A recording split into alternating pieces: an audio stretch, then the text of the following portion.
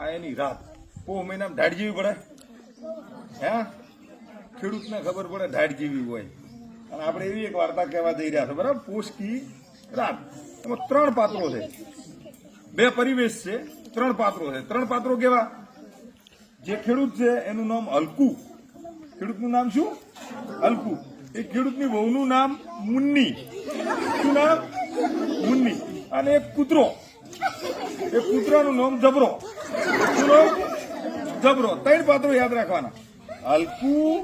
મુન્ની અને કૂતરાનું નામ જબરો કૂતરો નહીં કહીએ જબરો કહીશું શું કહીશું ઓકે 2 પરિવેશ છે વાર્તાની શરૂઆત એવી રીતની થાય કે આ હલકુ નામનો ખેડૂત પોતાના ઘરમાં બેઠો હોય છે અને એને ધાબળો લાવવો હોય છે ધૂસો શું લાવવો હોય છે કોબળો આવો એક કોબળો ધૂસો ધાબળો લાવવો હોય છે